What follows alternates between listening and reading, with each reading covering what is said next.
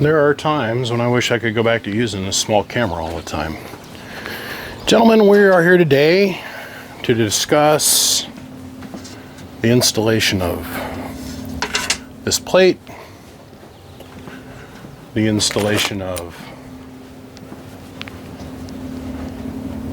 this mount, the installation of, let me walk outside and go grab this thing here. I'm excited. I'm excited. I've been looking forward to shooting this video for you guys for a while. Installation of this puck. We're using Breedlove pucks, breedlovemounts.com are my guys. They make good stuff, really good stuff. And people have been trusting them with their high RF needs, high-powered RF needs for quite a long time. We're gonna need black silicone. And hold on one more second, I gotta walk inside. Okay, now I think I got everything ready off camera to throw it on camera for you guys to see it. I miss using this little camera. This is a quick autofocus. We're using a little camera today because we are going outside and we're gonna be spending a lot of time in a mobile. We're gonna need like an 80 grit lap sander, you know, just a lap sanding disc. You're gonna need a caulk gun of some kind, because like I said, we're gonna use the black silicone. And then on top of that, we're gonna use this stuff called lap sealant, okay? This is self-leveling lap sealant, and it's white. They make it in black, gold, gray. I just happen to have a bunch of white, because I bought a whole bunch of white to do my wife's horse trailer here not too long ago. So, I hate noise. I don't know about you. When I'm driving down the road, I don't want to listen to my big coil going in the wind. I don't want to hear that vibrating through the whole cab of the truck. Okay? The plate is necessary. When people say, oh yeah, get a puck and then just put a plate underneath it, people put this little like 8x8 plate. No, you need a big plate to spread the load out over a large area. That's what this is for. But on top of that, you have to think about noise dampening. Now, the roof on my Suburban, the vehicle that we're going to install this in my opinion, is about the thickness of aluminum foil. It's really thin. It ain't like the 80s. It's not. So that's the reason we went with such a big plate. We also made the plate a little bit thinner than what I'd normally like, because this is going to have to go to a contoured roof. I can't have it completely flat, nor do I want to waste the time and sit there and run this through a set of roller dies to try and bend it just right. I want it to be able to bend to the roof line and then support it from underneath. This is noise canceling material. This stuff got famous way back a bajillion years ago in my mind. They made this stuff called Dynamat. Dynamat was the first, and really all this is butyl with an aluminum backer. Okay, we got to be careful how we apply this in the RF world, because anytime that you have a metal service, another metal service, and then an insulator in between, you have the ability to make a capacitor. We'll cover that when we get on down the road. All this really does is add a little bit of density to, I mean, it just adds mass, not density, adds mass to the metal, and it helps capture some of the noise. This is really thin. And this is for in the places where your body panels come close to the edge of the vehicle. Okay, the interior panels come close to the metal body. We want to use this. That's what this material is for. I got approximately 50 square feet of this. It's a little bit more than I need, but that's what we're going to use. Part of it. Then we have this material here, which will help disperse heat. Of course, me being me, I drive an all-black vehicle. But you guys, through this series of videos, are going to get very intimate with its setup. This is foam backer. This is nothing more than an air foam with a decent adhesive back to it. And this will help us dissipate heat and also help absorb noise. Now, on top of this, we have this. These two things together are relatively cheap. This plus this off Amazon was like $100, $120 something dollars. This, on the other hand, is a whole nother monster. This is made by Mesa, which stands for Mobile Electronic Specialties of America. No, I don't have sponsorship with these guys. This is what they call ultimate dampening mat. Dynamat, once again, was the first guys to kind of develop this, and what they did is they figured out how to make a butyl tape, mylar backed or aluminum backed butyl tape with adhesive that, one, didn't smell, and two, they came up with this design. It's a little bit best of both worlds. Okay, we have our butyl backing, which really that's all this is butyl, and it's super sticky. Then there's another metal layer, and then on top of that is foam. So it's all sandwiched together. You guys have seen me use this in multiple different setups. This is how I sound dampen my 40,000, my 15,000, my 10,000, those dual 3s that I built. So funny, I got a text today. Well, you don't build any new boxes. All you do is just repair other people's stuff. Do you know anybody that actually builds new boxes? Because you don't. And I was like, my God, dude. Must be a new watcher to the channel anyhow. I've used this in many different applications, had wonderful results with it. Love it. Absolutely love it. It's kind of a pain to work with, but these three things here is what's going to help us so that we can drive down the road and maintain our sanity with our big antenna on top of our truck and go on a road trip and not, when we get there, not want to jump out and shoot somebody in the face. So before we can do that and install all of this, we've got a bunch of other things that we need to get prepped up to ready to do. We've got to prep the plate, obviously. We've got to prep up our puck, obviously, which we started doing. There's like 5 layers of paint on this. And I can almost guarantee you that at some point this paint's going to peel off, even though that was sanded and it's got a rough texture to it, and lay down the appropriate primer. Doesn't matter. It's going to peel up just from heat. I have another myriad of antennas that I want to install on my mobile, and I'm not going to spend a lot of time talking about them, but believe it or not, this is made by Motorola. That little thing has a gain of absolutely nothing. Less than nothing, like 0. But this antenna is supposedly got magical dips in resonance from 0 through 6 meters. Believe it when I see it. It's a couple $100 antenna. I am going to use this antenna for my 2 meters, and I'm going to use this antenna for 70 centimeters. Why? Because when I run down I don't talk on the repeaters. Not interested in being a ham operator down the road, but it comes in handy to be able to work all frequencies whenever I want. I am going to install those capabilities between, I'll probably use an ICOM 2730A and an ICOM 7000. And we're going to do incredibly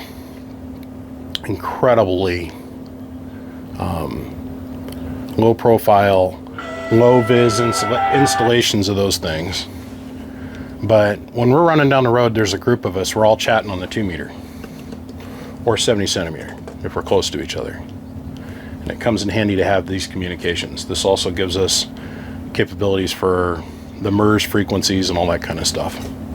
Because believe me when I tell you, everything I have is unlocked and Mars modified. I'm not going to spend any time talking about these installations. This is pretty easy. It's just drilling a hole, putting an MMO mount through the roof, and moving on. Maybe down the road hooking up to a spectrum analyzer. But the main reason you guys tuned in is on how to install this puck and how to go about setting yourself up with ground. Listen to me when I tell you this, guys. Ground, RF ground in a vehicle is something that is magical, mystical. The shamans and the hill people sing songs about it. When people think ground in a mobile, they put the antenna through it. Oh, it's got a ground. No, it doesn't. It doesn't. Unfortunately today, most vehicles are held together by glue. They're not spot welded together in hardly any places. It's a lot easier, cheaper, all the way around if They take two panels, they sandwich them together, they hit them with glue, then they hit them with some kind of activator or ultraviolet light, and bam, it's set. It ain't moving. Unfortunately, the glue has zero, absolutely fuck for zero, all conductivity properties. So we've got to add ground braid. Now this isn't your mama's I bought at a truck stop like Walcott's CB shop ground braid. Nor is that. This is big boy ground braid. This is 3-inch, and this is 1.5 inch, but this is thick braid. It's not paper thin. Remember, the more surface area you got, the better off you are. You want to make sure that your grounds are flat. Now, me personally, like I said in the very beginning of this entire series when I started talking about this a couple videos ago, I like to do installations where you can't even tell you're playing radio. When you're done playing radio, you should be able to pull the antennas off your mobile and nobody should even know that you're ready to play radio, right? So that means lots of door panel removal. You're shoving shit through the boots that go through the doors that normally wouldn't be there, and you're getting really creative on how you mount things, because I don't like... my first mobile I did, my white pickup that I did, I had grounds going every gosh darn direction. They're on every hinge on the inside of every door, and they look god-awful. Well, we've gotten better tech since then, and we're going to cover all of that. We're going to cover bonding. Not in this particular video, we're going to touch on it, but we're going to come back and do a specific video on bonding in the vehicle for the cab to frame. And let's just start using the idea that your frame is going to be your source of your universal attachment point. Okay, let's start thinking about that. Your frame rails down both sides of the truck, you're going to have to bond to multiple times to bring the entire vehicle's surface area to the same electrical potential with flat wide strap that has to be bigger than your coax that you're feeding your antenna with. Otherwise, the RF likes to use your coax as an antenna, and then that turns into a resonant path, which ends up chewing into your electronics and all kinds of stuff. I am going to try and share with you guys as I go what I know to the best of my ability that I know today. And I don't think anybody can ask any more of me than that. No, I'm not the installation guru. There are technicians out there that... I don't even want to use the term technicians. There's guys out there that do installations like my buddy Rip. My buddy Rip back east. The guy that works with my buddy Motown and is setting up the best antenna setups in the United States right now. Rip, RIP. He has forgotten more about mobile installation than I will ever know. There are guys out there that really zero in on one particular facet of this game. Okay, for some reason, I got a rock hard stiffy when it comes to working with amplifiers. I don't care anything about radios. I understand how they work. This is all part of how they work, because it's all part of the same bigger picture. But my vast knowledge is amps. It's not on antennas. It's not on radios. It's not, you know, I kind of delve in the realms of coax, but I'm going to do this installation based off of what I've learned in my installation history in the past, and that's running everything from a 2-pill all the way to a 64. And that's running literally everything from a 2 alternator setup with multiple battery bank to charge at 20 or 22 volts and run at 18. You know, you key, it drops to about 16 volts. You're running on the capacity of the batteries all the way up to, hey, let's strap 5 and 6 alternators underneath the hood. Let's push the motor back, shave the bell housing on the transmission. Let's put a longer crank pulley on the front of the motor. Let's go ahead and put a titanium crank in the motor. Got to squirt a little nitrous in it to keep the motor turning when you're keyed down. I might have seen or done a little bit of all of those things. I'm not saying I'm an expert in any of them things, because I am not. I am not really an expert at anything, but we're going to go down this path together. We're going to dive down this rabbit hole, and Alice, we're going to find what's at the bottom.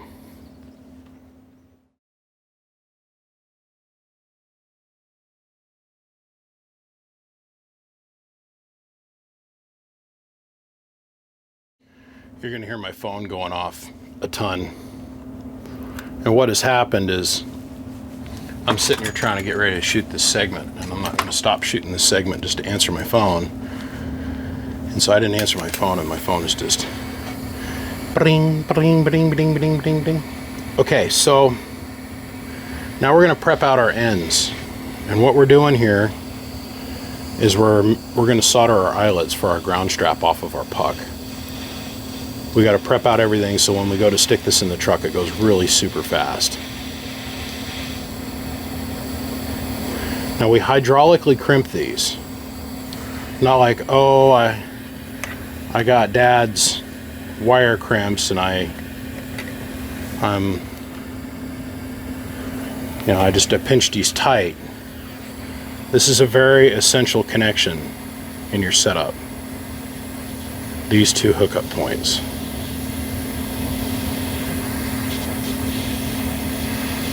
Now we don't want to completely flood the eyelet full of schmoo.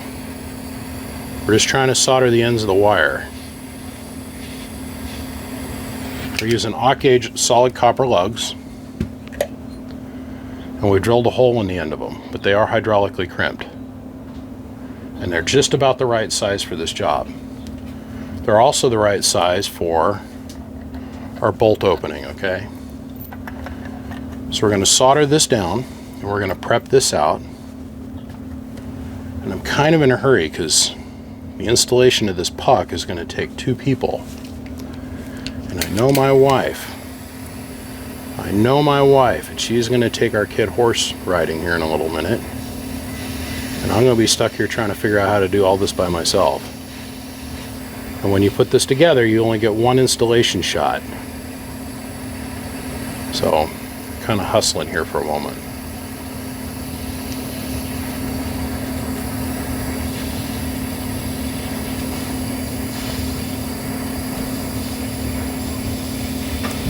When you hydraulically crimp the eyelet, you're basically creating a cold weld. There's enough pressure there that the wires get pinched inside the eyelet, and they're literally cold welded together. But this helps vastly in the electrical potential. So, what do I mean by tinfoil? Check this out.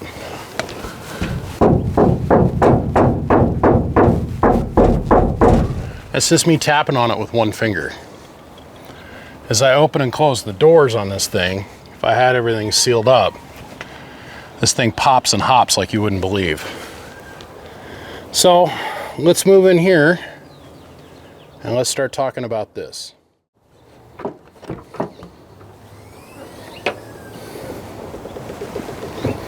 So I went ahead and I stripped down the interior of this thing so we could do this installation, and thank God that the headliner is cut right here. Otherwise I gotta drop the whole thing, and I got airbags and all kinds of stuff that I gotta be very leery of. But this roof is very, very, very, very, very thin. Very thin. So I gotta do everything I can to support the roof and support the puck. Now, I chose this puck specifically for this installation. When you go to Breedlove Mounts, or when you're looking at an antenna puck yourself, there's lots of guys out there that make them. Mr. Coily makes them at mrcoily.com, Gunny Pucks, Dave Bade makes a puck. Everybody makes a puck. I prefer Breedloves because they're bigger, more surface area. But there's many different kinds of pucks. This is great for like a tonneau box or a tonneau cover or an external installation. I borrowed this from my buddy Spaceman. We're going to do a mobile in we're going to do an install on a semi. Part 2 is coming up on that here pretty quick. But I wanted one that didn't have any holes through it. What I mean by is these screws. So this is our back plate. This goes on the back side of this plate. Then we lay down a rubberized gasket, and then this screws down over the top of the gasket. Dink, just like that. Sorry, the lighting is a little off. It's super bright out here. This goes right down on top of the gasket. Allows us to get a little bit better water seal. In this situation here, I cannot have any water leaking, because once I put this headliner up, I'm stuck. And if it is what it is. So I figured that this puck, being that it is not all the way punched through, would give me the best chance of having a seal. So you're going to enjoy life on this tripod that's set up over here. And we're going to start doing this install. And when I mean we're going to start, this is literally the first step. I took the interior out. We're going to add sound dampening material to everything back here. I got to put sound dampening material up on the headliner. We got to put sound dampening material up on the roof. But before we can do any of that, we got to get our plate in, our puck in, our grounds in, our other antennas all installed. And the first step is getting this mounted. Okay, so here's the roof. And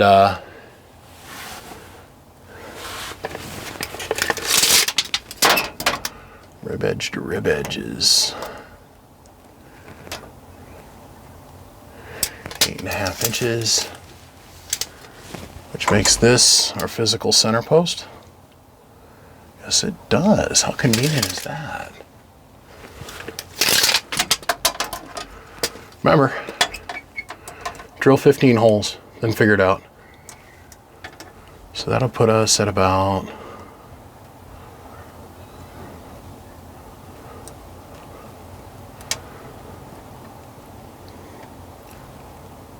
3 1/4.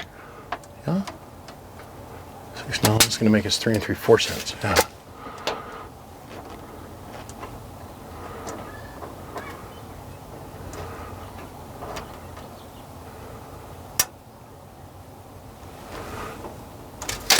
Dead nuts on with that hole. Okay.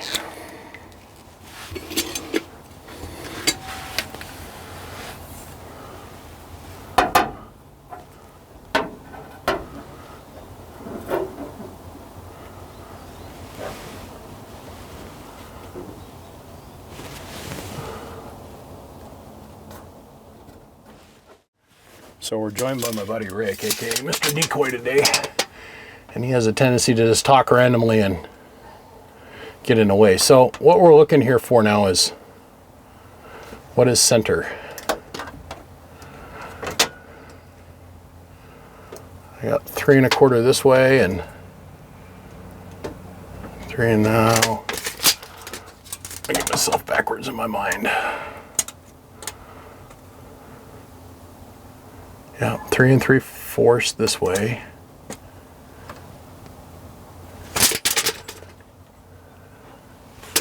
That is center. This is measure once, pray to Christ, then cut kind of thing, guys.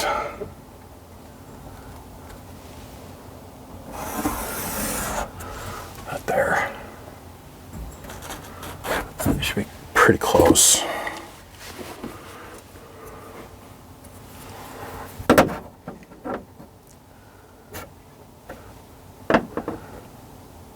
Wow, that's like right on the damn money.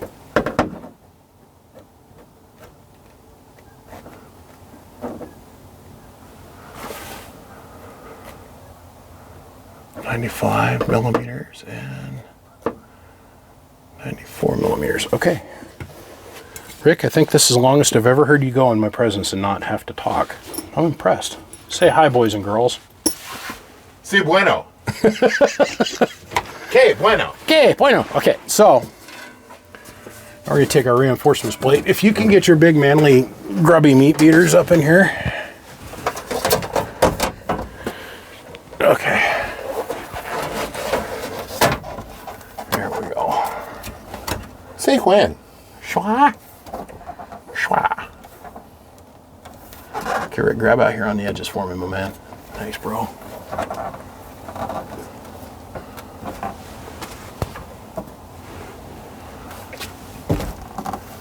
Okay, let's square all the way around.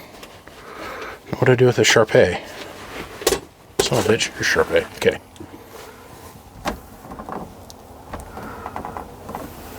That looks good. 1, 2, 3. Oh, we moved it. 4, 5. Okay. Now we punch holes in the roof.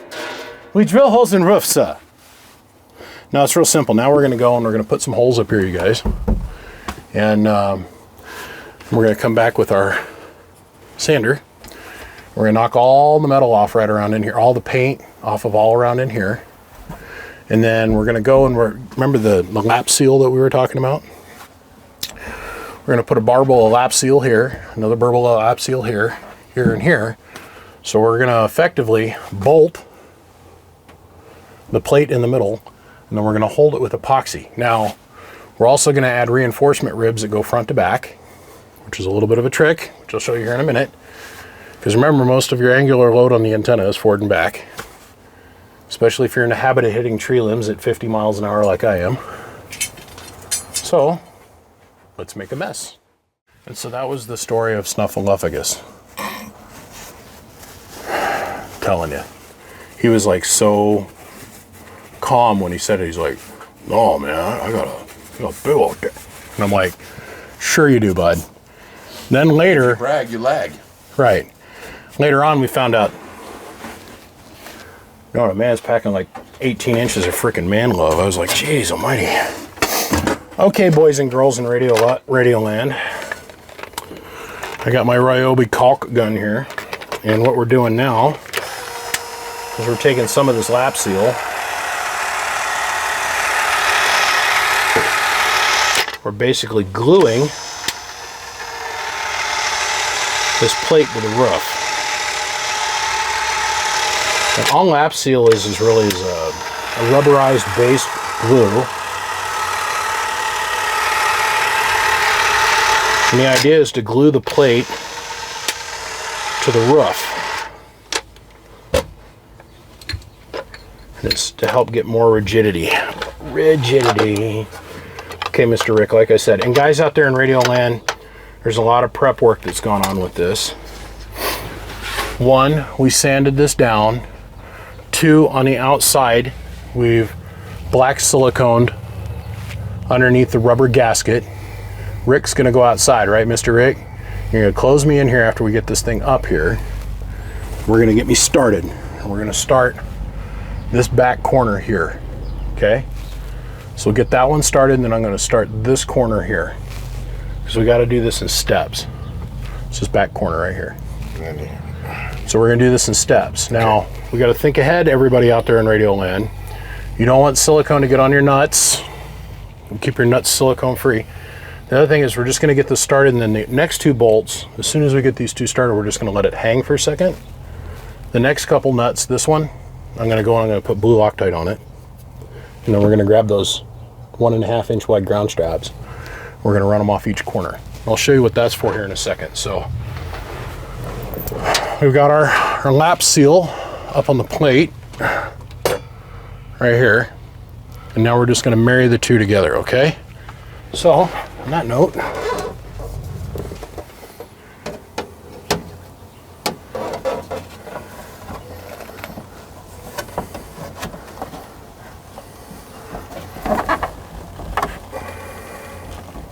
okay, Mr. Rick, I'm good here. If you'll hop outside.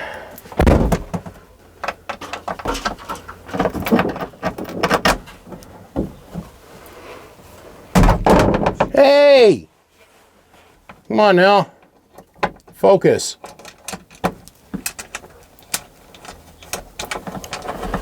That started.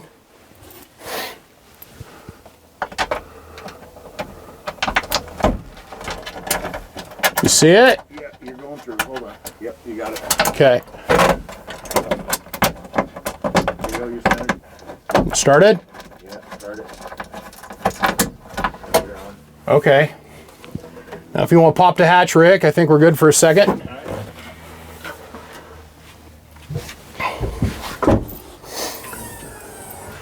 So these back 2 are permanent. You okay? Yep. Did you dent my roof? No, fuck no. Hey, there's children listening. G-rated. G-rated. Okay. Just got done talking about the Snuffleupagus, and I'm telling you. Is that not the funniest story you've ever heard? Yeah. Is that not? Come on. That's a twisted story, man. Oh, big old horse. Okay, so A little more information than I need to know, although. we got the gauge of the metal just right. So now let me throw some blue Loctite on some stuff, and we'll get all of our nuts seated. Ooh, I said nuts. Yeah, I did, and I'm not even ashamed of it. All attention must be focused to the rear of the compartment. So this is a swivel mount, huh? Yeah. Nice. Now, there's one other piece I forgot to hand up to you. Okay. Because I'm a rocket scientist. Okay, rocket science. Okay, so the lip goes down, yeah? That goes Remember this from when you were a child and we were putting together antennas together? The lip goes to the inside, yeah? Remember the one time, and the only one time, we were putting antennas together. Okay, ready? Ready? Yep, go.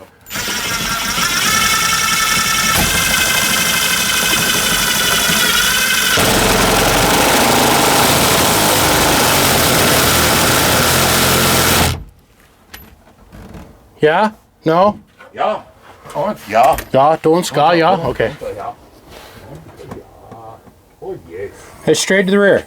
Should be straight as a straight. Okay, so now that you're not holding on to it, if I hit this, is it going to turn? I don't think so.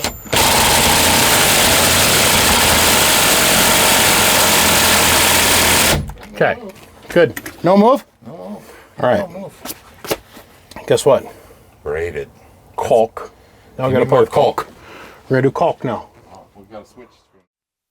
All you guys that I would teach through my comical set of errors. So there are better ways to do this, I'm sure. I don't really care. This is the way I'm doing it. You can use all kinds of brackets and stuff, but I have found all throd. My all throd is thriving for her. I found that all thread is usually the best way to do this. I use two different sizes. We're going to use 7/16 and then we're going to use 1/2 inch. So I first put one of these in and I thought, okay, I got my plate in, that's good to go. That's it, that's all we needed. No, no, no, no. Side to side, front to back. So after whacking a couple trees on the way to the Bakerman braid, I discovered that I might need to do a little bit of modification to my bracket system.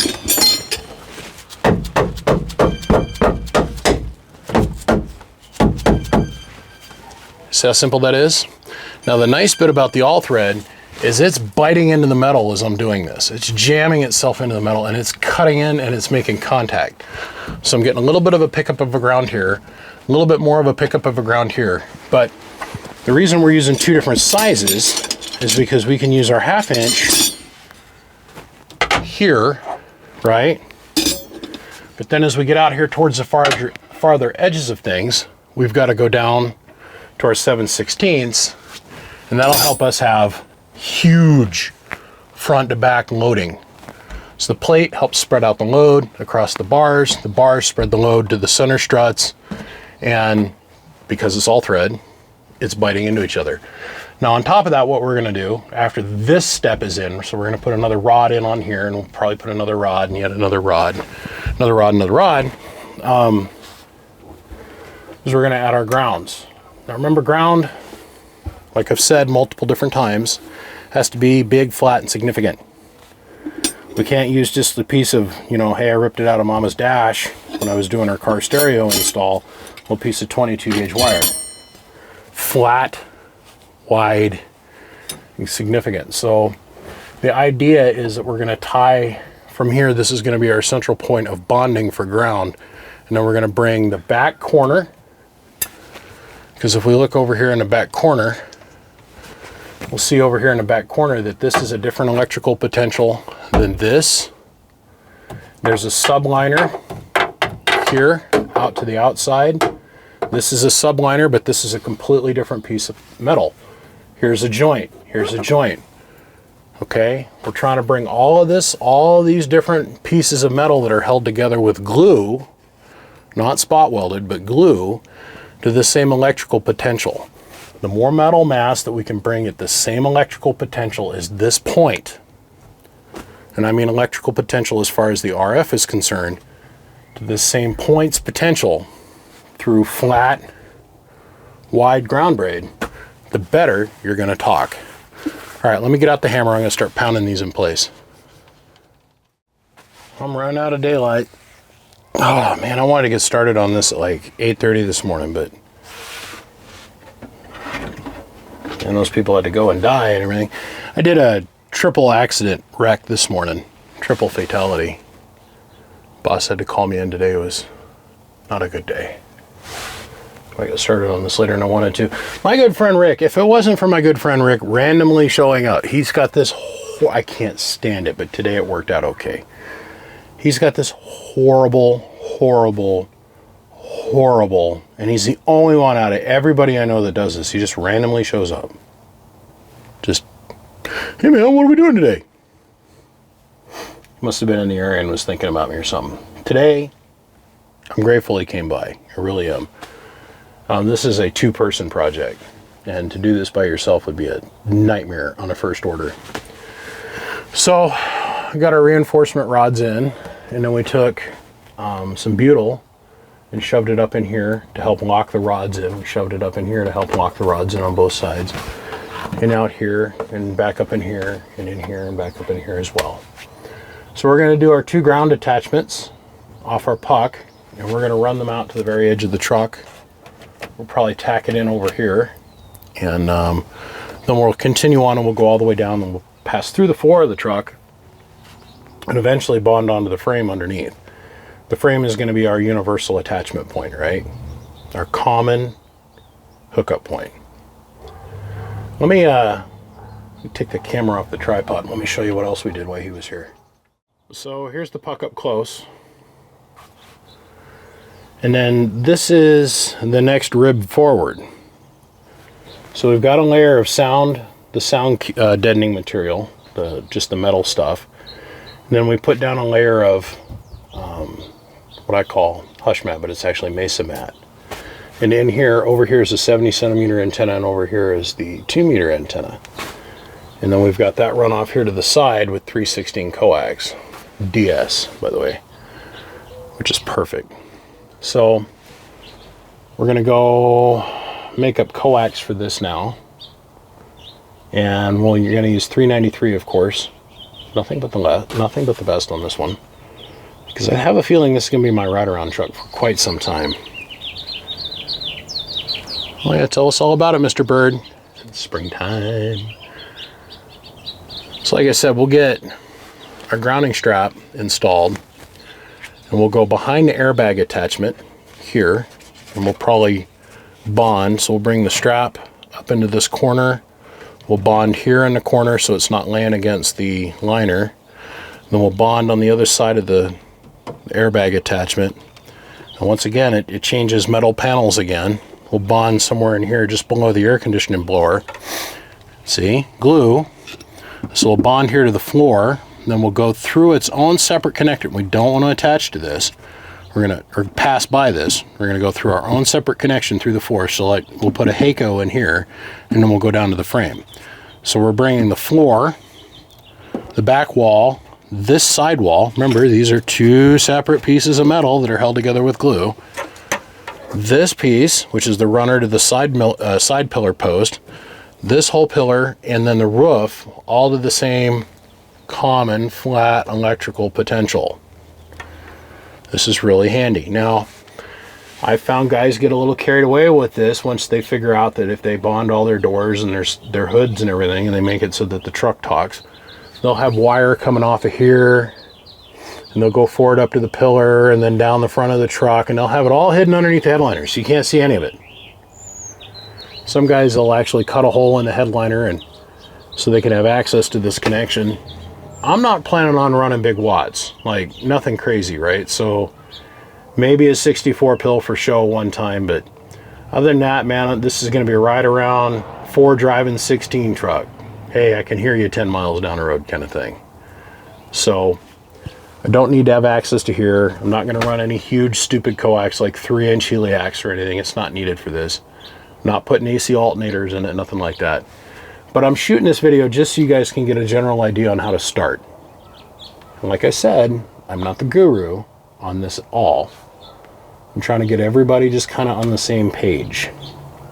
And I'm sure there's some guy out there right now rolling over going, no, you're doing it wrong.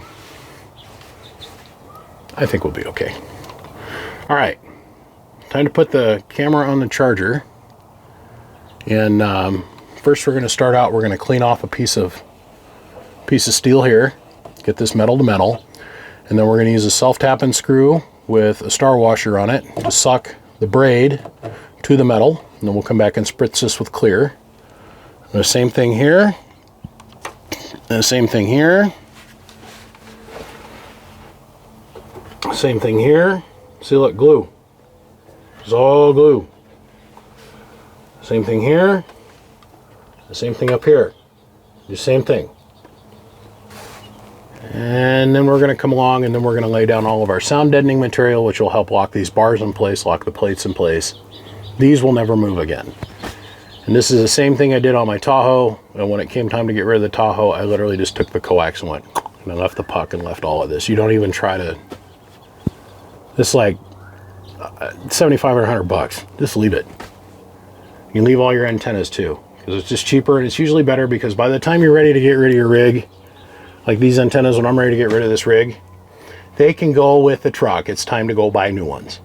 Just saying. I'm just saying. Well, we're back. It's dark as hell outside right now. And I'm just in here putting kill mat down to help with heat and vibration. But this is, if you didn't know any better, you wouldn't know, but there's a layer of kill mat and then the Mesa noise mat underneath or over this. So there's a layer of kill mat just like this, and then a layer of Mesa mat over the top. Now right here, there's a layer of kill mat, and then the Mesa mat over the top. And so we've successfully pinned in our all-thread reinforcements over our, I believe, if I remember correctly, this was like a 1/8 of an inch thick plate that literally runs from this seam on the lid all the way over to here, same place. And so that's our puck. Now what I'm going to do is I'm going to continue on with the kill mat, and I wanted to bring you in here before I got all this covered up. And I'm going to lay down another layer of kill mat, which will lock these rods in place so they can't vibrate, nor can they move. But this system works. I'm sure there's a guy out there that's like, oh, you could weld up some brackets and have some angle and 10 times coolness. Great. It's cool. I've done this before. I know this works, and this works really well. In the Tahoe, I was notorious for breaking antennas but not bending my roof. Like, I could hit tree limbs at 50 plus miles an hour and the antenna would snap off. Roof wouldn't bend. I'll take broken antenna over bent roof any day of the week. So we've got all of this to lay kill mat down on yet, or I mean hush mat down on yet. And then I got all of this that I got to put kill mat on. Especially, I hate road noise. I can't stand road noise, tire noise. So definitely hush mat over the hump. Hush mat over the pre-existing. So we're going to put kill mat down over this and then hush mat over the top of that. Just like we did here. This is all covered with the same extruded coating. And then I will completely box in, but very tastefully do it. So if I ever have a blend air door issue, this is my blend air control module. And then here's a flapper that moves. If that breaks, I've got to be able to have access to get in here. Which, in my opinion, Chevy did a way better job than Dodge as far as allowing you to have access to this and the one that's in the dash. The Dodge, you got to take a whole flipping dash apart just to replace 2 blender doors, and this is aluminum, and I think the one in the dash is aluminum as well. But I want to cover this real quick. And there's guys that are on Facebook. I put up a picture of this earlier, and they're like, but you didn't bond it anywhere, because I just had the wires hanging down. Wrong. Bonded it here with stainless steel, and behind here we've cleaned the paint off, and then we got a big stainless steel washer with a stainless steel star nut holding this down to the metal, and then this has been shot with clear. And then where the split in the pillar is at, on the other side of the split, we bonded that together. Then it runs down and it loops around. I mean, that's it's a big ass ground strap. Then this goes through a Heiko connector, which goes down underneath the truck. And then we've got epoxy based clear heat shrink going around the ground strap all the way down to the frame, which is attached back over here in the back corner. I'll show you that when the sun's out tomorrow. Same thing going on over here. Strap pokes out of the sound dampening material, bonded, bonded, bonded again, right here, out through a Heiko, then down to the frame. And we're just getting started on grounding. And I mean just getting started on grounding. We're gonna have a whole video just dedicated to doing grounding and bonding in the mobile. There's nothing that I say or do will be more important than that bonding video. The alternator generation video, how to properly mount your antenna, how to properly ground and bond your antenna, bonding in the vehicle.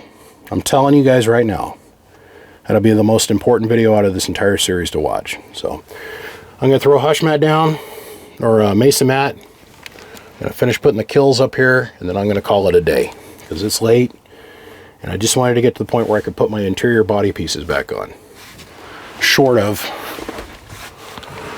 where I'm going to run my coax, which is going to come across here and down. I'm going to bypass the airbag, so it's probably going to come across, then down the post, and come out right here by the floor vent, down here. So we'll have my positive wires and my negative wires probably come up out of the floor here, someplace, attached to a copper distribution plate that I went and picked up today, attached to some probably 1-inch thick Lexan plate, with a Lexan plate cover that goes over the top of it. We're going to have our lithium battery that's going to sit here inside of a Lexan acrylic box. And our 4x16 is going to sit here. And I'll have my sub sit here. So I'll walk you through every single step of this process as we go. But this is where I'm at the moment. I'm getting spoiled in my old age. I remember when I used to sit around and think about, man, if I could afford this kind of coax. Yeah, I had all kinds of weird thoughts in my head when I was younger. This is RG393, and we're to the point now where the puck's in. We're about 80% of the way through on just getting the puck installed. Yeah, I just want to reiterate that the joint between your backing plate, your support plate on the ceiling, the puck, and cleaning all the metal off around that mount is literally the most important joint in your entire vehicle. Everything else is just making it work better. And I don't think I stressed that enough. The things I didn't cover was 6061 Albright aluminum plate. And the back side of that plate, I don't know if you've seen it or not in the video if it came out, was polished. This was a perfectly smooth surface going up against a very smooth sanded surface. So we've got a good electrical bond, pressure bond, surface area connection bond going on at the roof. That's the most important connection. The second most important connection is here, the feed point at the coax. Now, I know by doing this video, I am opening up for a lot of criticism, and I'm comfortable with that. Believe me when I tell you I'm comfortable with criticism, because I usually learn from it. A lot of what I learn is, okay, that guy's an ass bite, and I'm not going to give him no more attention, but I'm going to learn from this. I know that me doing this, there's going to be people that are going to show up, and they'll be like, well, I would have done it this way, and why didn't you think about doing that? And I'll be like, damn, I didn't think about that. Like I said from the very beginning, what I am doing here is just showing you what I have learned through my set of comical errors in the radio world over the years. And not just in this YouTube video, but in all of them. So, right now what I'm creating is my mount point.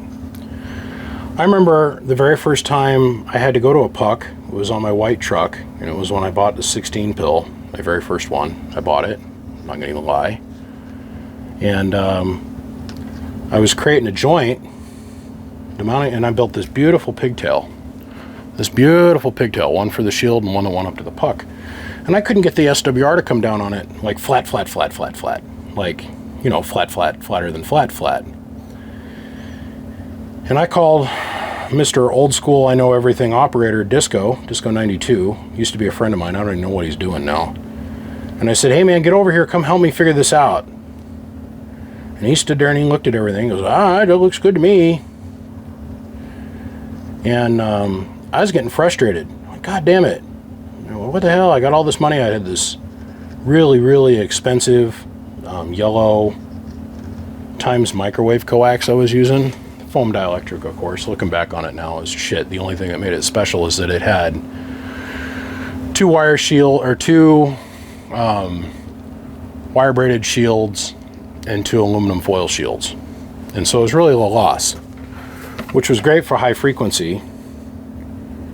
Didn't necessarily translate to anything as far as like extra shit getting to the antenna. Just didn't. It's like 393 isn't the best coax in the world as far as like loss, but it's like one of the best coaxes in the world when it comes to heat. Stuff's like indestructible. Okay, that's why I call it the big daddy of the coax of the gods. It might not be the best for signal loss. There's less lossy coax out there, have faith. We've talked about all of those. It's really good at being reliable. As in, like, you can put a shit ton of horsepower to it. It's not going to melt, not break down. It's got a billion bend radiuses to it. It's built of stuff that can't catch on fire, won't melt, and you can't pinch it for the most part. Big daddy of the coax of the gods. So if you take your frequency and you take the velocity of the coax, and through a simple mathematical formula, which you all can go Google, you will get a number. And it'll come out as 12.5. And what that represents is the electrical resonant length of the coax. That's the velocity, the resistance, and the frequency that you're choosing to operate the coax at. Will have a nulled electrical point with the lowest amount of resistance for that frequency over a given distance of coax length. For this piece of coax, its velocity factor is 0.666, 60 I think, or close to that. It works out to be 12.5. So there is 12 from this edge of the PL259 to this edge of the mounting flange here that I just created. Right here is 12.5 feet, or 12 feet 6 inches, directly to here. And we're going to cleave this coax, which means we're just going to score it.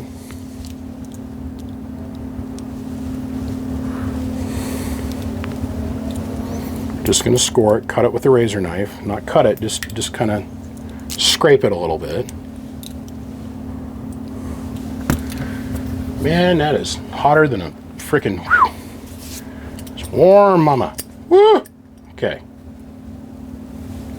Get a little bend this way, a little bend that way, a little bend this way, a little bend that way. A little twist, a little twist. Then we'll heat up the shield with our smoldering iron.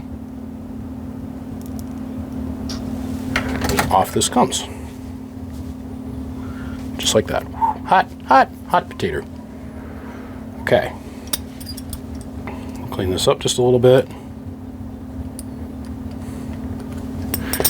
And now what we have is a perfectly smooth, cleaved piece of coax. So now we've left ourselves about 5.5 inches of what I call pigtail. So back to the Disco story. Disco comes over. He called some other guy that called some other guy that called another guy that seen a dude that knew a chick that might have touched Kid Rock's dick one time. We don't know, we can't verify that. But what we can say that came out of that conversation is none of those guys could figure out this one small thing. And I didn't figure it out for a couple hours later. I was sitting there farting around, trying to figure out why I couldn't get my SWRs to drop, and I took the pigtail on the shield and I stuck it right up to the body of the vehicle, and my SWR went. And I went, oh. And so then I started creating more of a shorter pigtail and the SWR come down. More of a shorter pigtail and the SWR come down.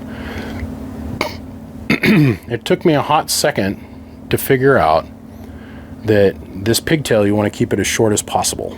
Right here, for ground. This is not very important. This can be, 6-8 inches long. This doesn't matter. You can adjust for that in the length of the whip. But this electrical connection at the puck is very important to being able to get a perfectly flat SWR. So for a lot of years, I did it with braid. I'd come and I'd take braid and I'd fold it over and spread the braid out and drill a hole in the braid and then braid and braid and more braid. Well, you got a lot of different metals going on. You got nickel, copper, a lot of lead, now you got aluminum, stainless steel, all those different things. And the joint was flexible. It was flexible here, okay? Well, I found out over time that that braid, because it was impregnated with lead, could break. So I went to doing this solid copper plate. It's just a couple thousandths thick piece of copper. We're going to go up, we're going to sandwich it underneath a bolt, we're going to pull it tight directly to the puck. The total surface area I used, this is 1.5 inches wide, this piece of copper. So we're going to have 3 times the amount of surface area at the ground point that makes up the total outside circumference distance of the wire. Okay. The disco story sticks out in my head because all these guys, all they knew was bigger coax attach here. Okay. None of them could look at it and go, well, your ground lead's too long. That's why your SWRs won't come down. And I'm not saying I'm the first one to ever figure this out, because God knows I'm not. It's just nobody had enough time to slow down. And I mean this seriously. Nobody slowed down enough to recognize with their eyes that this particular connection out of these 2 connections that are here, this one was too long. And it wasn't big enough. Like I had a piece like 12 gauge coming off here in a perfect pigtail. Flat, wide, big. Okay? Directly at the puck, right at the feed point of the antenna. Very important. Very, very important. Okay, so now what we're going to do here, and what a lot of guys do, I learned this the hard way. Let me show you what I mean by the hard way. This is a piece of 217, what's left of it. This is what 217 looks like when you put almost 54,000 bird dead carrier through it, and you've got yourself a crappy little eyelet on the end of the wire. Never did find the rest of this eyelet. It's gone. This eyelet was a big, heavy duty, I mean, we're talking all copper eyelet like this that was crimped on here, full of slobber, and there's nothing left of it. I mean, it is disintegrated. So ever since this happened, I learned that either you can make your connection way overbuilt, or you can simply take your center conductor, like in this application here. What I ended up doing up at my feed point on my antenna is I cut this, of course, then I took about 6 inches of wire, folded it over and made a perfectly smooth eyelet out of the wire, and then wrapped the center conductor back around itself and then soldered that joint. Because what caused most of the heating issues here was the differentiation between the metal surfaces, number 1, the hard edges of the eyelet, number 2, and number 3, there wasn't enough metal mass that was to be present to carry the amount of power. Okay? So by looping this back over itself and then taking the extra and spinning around, I made this perfectly, as far as the RF is concerned, it's traveling on the outside of the wire. It's going out to an infinitive loop with no hard edges for RF to accumulate on. Sharp edges, hard edges, and RF equal heat. Period. I created this eyelet. I took a piece of 8 gauge wire, hydraulically crimped an eyelet on of it. Okay, soldered that eyelet, and then took that eyelet and went down to the vacuum variable. Hasn't failed me since. You put a whole lot more horsepower to it now. Here to tell you, and I mean a whole lot more horsepower to it. So we're going to do the same thing. We're going to come out, we're going to trim off probably this much of the eyelet, or this much of the center conductor, so we can make a nice little tight turn back onto the puck, like this. And we'll create a hoop that we can put a screw through with a washer and have a nice compression fitting, but it's all the same metal. It's a silver-plated nickel. It's going to be a nice infinity loop. We'll make sure to, before we go and solder up the eyelet to seal it up and make it so it's locked up, we'll sand down the edges of the end of the wire so there's no sharp, hard, or braided edges, nothing for RF to accumulate on. Food for thought. Food for thought. And that's what the end result looks like, just like that. Nothing more complicated than that. Just nice and smooth, elegant, easy. We're not going to use any heavy duty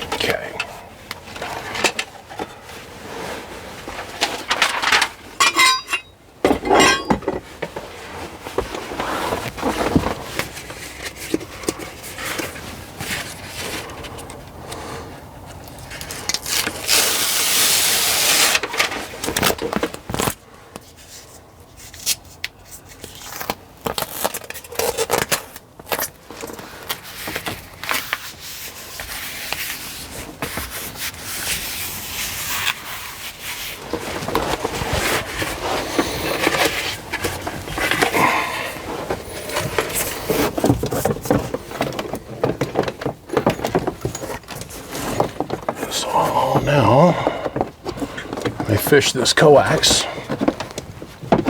through where I want it.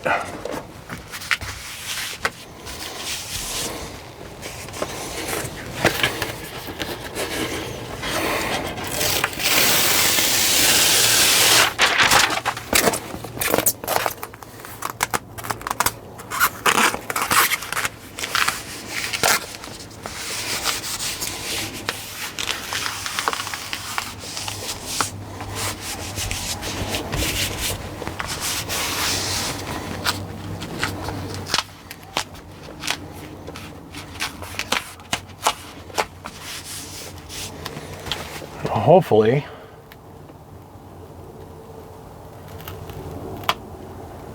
I can't remember how the headliner went.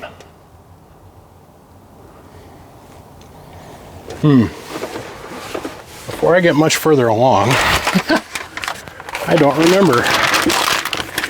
Hell, I might be ripping all this foam down and starting over. I'm just changing the way the coax is routed. Hold on a second. No, so like I was saying the entire time, we got to route the coax this way and over because the headliner will cup up and I don't want it to have a big bulge in the middle of it. Okay, so the only step you guys didn't see in this whole process was me just pulling down all the bolts and me slathering them in blue Loctite. Like, not just a little driblet out of the tip of some young guy, talking like washed it in blue Loctite. And the reasoning behind that is because I'm going to put this up underneath here. I am never going to see this again. As far as I'm concerned, this is done. And unless something melts, burns up, blows up, breaks down, or disintegrates, I'm done with this. That's the reason I just blue Loctited that connector. It's not the connection of the star washer. It's not the connection of the washer. It's not the pressure of the threads. It's the physical connection going on between the metal and the bolt. And that is how we do this. I know myself and I know my luck.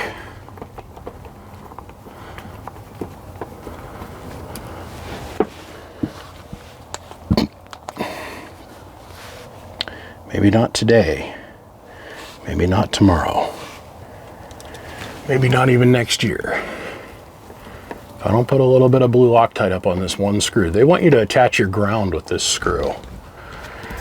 And I say no to that poo-poo noise. If I don't put some blue Loctite on that, I'll be driving down the road someday and I'm going to hear the thing rattling around up in my headliner. So, okay. That is how we do that. And that's as far as we're going to get. And I am out of time. The sun has gone down. I spent all day today at the other business. And didn't get to work on this. But the coax is in, it's hung, it's in a position where it's not going to be strained or anything. This is all correct. As much as I want it to be. And we always leave this space open because if I need to in the future in a pinch, I can drop the headliner down and I can come up in here and have access to this. So we don't want to cover that up with anything. But this is your basic roof reinforcement, sound deadening, multi-antenna installation, a little bit more of aggressive ceiling installation. So on that note, gentlemen, on to the shit for tomorrow. Hey, what are you doing? Hang out with Dad? Well, it's all back in one piece now.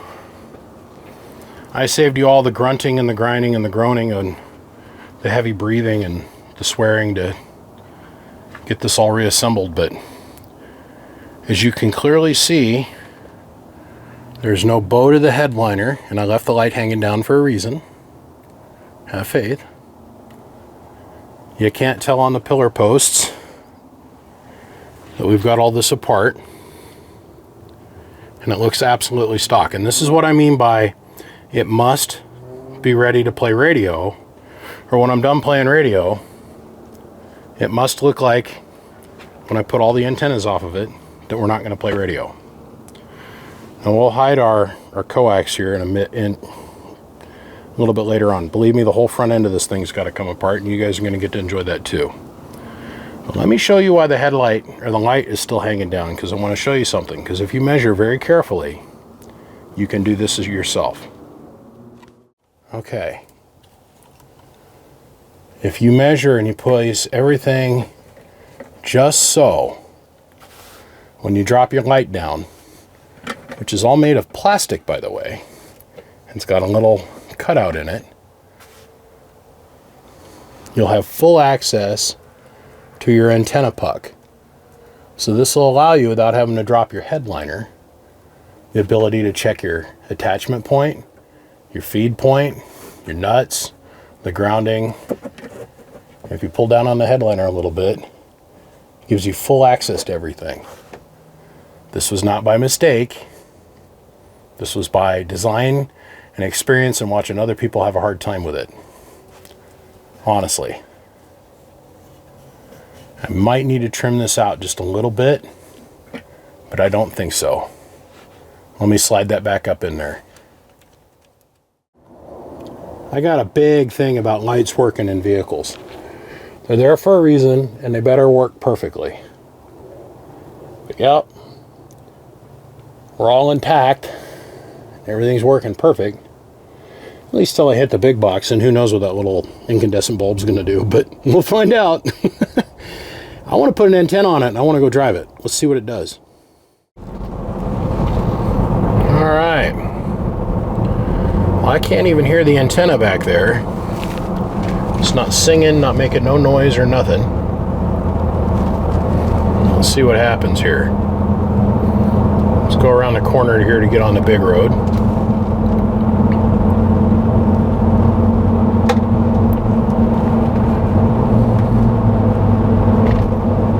Here we go.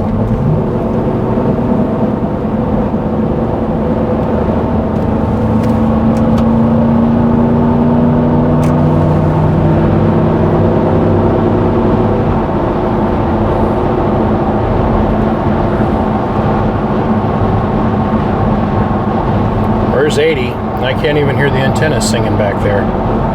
It's friggin' awesome. I am happy. Let's get around this box truck here real quick.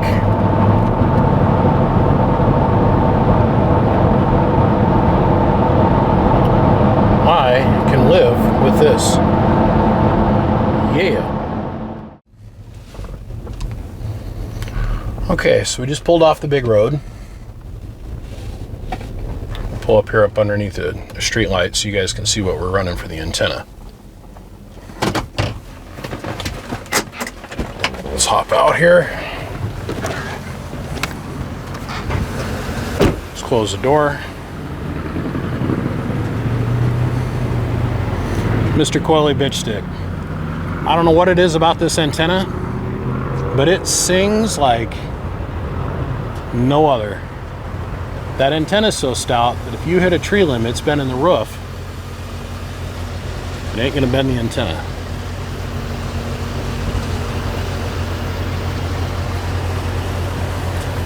Now, we have not tuned this thing at all. I just literally slapped it on and is primarily going after noise. So let's take a quick minute. We'll get out the KC901 when we get back to the house here in a minute, and we'll see how well this tuned out. Very, very happy. And my last tip that I'm going to give you all is on these pivot balls that come from Breedlove mounts. Make sure that the nut is on this side of the mount so that when you're driving, it's torquing the antenna tight and not making the nut go loose. If you have it on the other side, when you go to drive, no matter how tight you make that, eventually it'll work itself loose and flip back. But that swivel mount is very critical on being able to get your antenna to to sit straight up and down just like this. Just saying. Okay, so at 27.02222222222, we have a 1.04. I'll take that. That tells me that this is tunable. Totally tunable. So, pretty cool. Mounted right up, tuned right down.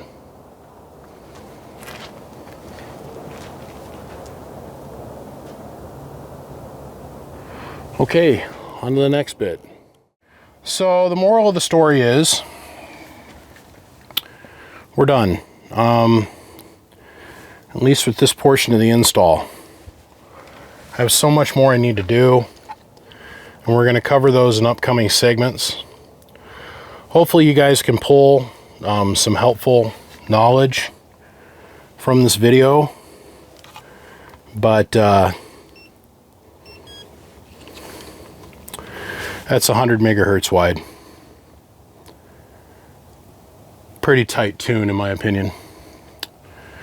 I think the next thing that happens is lithium battery install, dual alternators, power wire. I think are the next couple things that's got to happen. So, and then I got to take center console out, and we're going to build a center console like none of you guys have ever seen before. It's kind of neat what I got planned. So, look, I appreciate everybody tuning in to check this out. I apologize, most of this was shot at night. I had to work around a bunch of other people and a bunch of other schedules, so appreciate you following along. Hopefully you're going to be able to get a little bit of knowledge out of this without having to mess with it. That's pretty impressive in my opinion. So, gentlemen, big shout out to you all. Thanks to every single one of you guys for tuning in and following along. Hopefully this is a little bit helpful. I got one more segment, but I got to shoot it tomorrow during the light, and it's going to follow up after this, and then we're just going to cut off. I want to show you how we bonded to the frame underneath, which is just a small snippet of what we have to come. There's a whole lot more bonding, and we're going to do a whole video just on bonding alone. I appreciate you guys. We'll see ya. Bye. All right. So let's shoot the last segment of this thing. So underneath the truck, this is where our bonding starts as far as the antenna system is concerned. Comes down through the floor of the truck. Now, these are the ground braids that have caused so much controversy on Facebook. I took a picture of these just hanging off the puck, and everybody lost their minds. Oh my God, you've got to bond them, da da da. You're right, thank God I did. And I showed it in this video. Look, you don't want to go any more than about 18 or 20 inches without bonding the strap to something. Metal. Okay? It's that simple. So we've come down here, we polished out the frame to a nice shiny surface, put washers on it, stainless steel hardware by the way, that's really important, stainless steel, not zinc, not nickel plated, stainless steel hardware. Tighten it down stupid tight. Now this has got heat shrink on it. This has got water resistant heat shrink with a little bit of epoxy inside of it. And then where we attach this to the frame, we've gone and cleared it so it can't rust. Remember, rust is the killer. Now, this is where I'm going to leave you on this segment, you guys. And we're going to be back, because where we stopped here is where we start on our next one. And the next one, our next video, is all about bonding.